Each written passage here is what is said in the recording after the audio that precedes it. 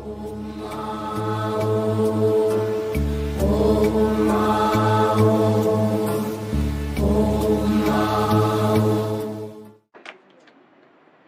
કૃષ્ણજી તો પ્રેમ સ્વરૂપ પૂર્ણ પુરુષોત્તમ છે. અન્યાય, અભિમાન, ઈર્ષા, અંધશ્રદ્ધા અને કુરિવાજોને નેસ્ત નાબૂદ કરનારા ક્રાંતિકારી કિશોર હતા. શ્રી કૃષ્ણજી તો પરમનું પ્રગટ સ્વરૂપ છે. તેથી તેમનો તો સર્વાંગ વિકાસ થયેલો જ હતો. સર્વાંગ સમૃદ્ધિ લઈને જ અવતાર્યા હતા. તેથી તો તેઓ શ્રી શરીર સંપત્તિ, સમૃદ્ધિ, માનસિક અને બૌદ્ધિક સમૃદ્ધિ, પ્રેમ અને ભાવનાની સભર હૃદયની સમૃદ્ધિ તેમજ આધ્યાત્મિક સમૃદ્ધિથી તે સભર હતા. શ્રી કૃષ્ણજીની ચારેય સમૃદ્ધિ વિશેષ રૂપે વિકસિત હતી. આપણે સૌ શ્રી કૃષ્ણજીના પ્યારા પ્રેમી બાળકો, સખા અને ભક્ત બનીએ. પરમાત્મા સૃષ્ટિ સર્જન અને સંવર્ધનના કાર્યોમાં સાથ સહકાર અને યોગદાન આપવા માટે આપણે પણ આપણી ચતુષ્ટય સંપત્તિ વિકસાવવાનો પ્રયત્ન કરીએ. આપણી ચતુષ્ટય સંપત્તિમાં આપણી શારીરિક શક્તિ સંપત્તિ, બીજી માનસિક અને બૌદ્ધિક સંપત્તિ, ત્રીજી પ્રેમ, લાગણી અને ભાવનાથી સભર હૃદય સંપત્તિ, ચોથી આધ્યાત્મિક સંપત્તિને વિકસાવવી જોઈએ. આટલી સંપત્તિ આપણે વિકસાવવી જોઈએ. આપણા જીવન ઘડતર માટે અને જીવનમાં મહાન માનવ બનવા માટે, માનવતા મહેકાવવા માટે આપણી ઉપરોક્ત ચાર સંપત્તિને સમૃદ્ધ કરવાનો પુરુષાર્થ કરતા રહેવું જોઈએ. શારીરિક શક્તિ સંપત્તિને સમૃદ્ધ કરવા માટે આપણી ઇન્દ્રિયો, જ્ઞાનેન્દ્રિયો અને કર્મેન્દ્રિયોને હંમેશા સાત્વિક વાતાવરણમાં અને સાત્વિક કાર્યોમાં જ જાગૃત રાખવી જોઈએ, જેથી શરીરમાં સબળતા, આનંદ, પ્રસન્નતા અને તાજગીનો અનુભવ થાય.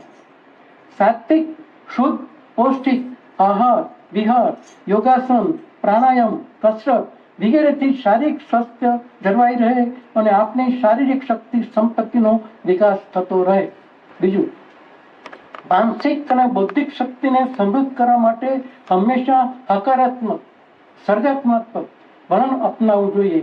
સાત્વિક, રચનાત્મક વાંચન, મનન, ચિંતન, સત્સંગ, કુદરતનું, પ્રકૃતિનું સાનિધ્ય, પ્રાર્થના, ધ્યાનના માધ્યમથી સાત્વિક સકારાત્મક વિચારનો પ્રવાહ મનમાં વહેતો રહેશે.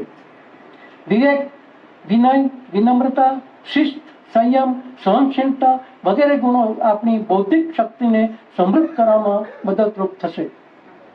ત્રીજું, પ્રેમ, લાગણી, ભાવનાથી સભર હૃદયની સંપત્તિને સમૃદ્ધ કરવા માટે આપણામાં ઉષ્માભર્યું, નિર્ભર, વહાલપ વરસાવતું, મમતારું, ભાવયુક્ત હૃદયની વિનાશ પ્રસ્તાવતું હૃદય જોઈએ.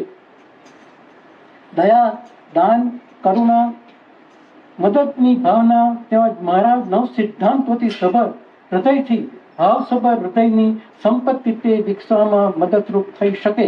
હૃદયની વિનાશ ન હોય તો જીવન રણ જેવું વેરાન બની જાય. આધ્યાત્મિક સંપત્તિ. આધ્યાત્મિક સંપત્તિ જીવનનું ગુરુ શિખર છે. આપણો આત્મા પરમાત્માનો બાળક છે, પરમાત્માનો અંશ છે.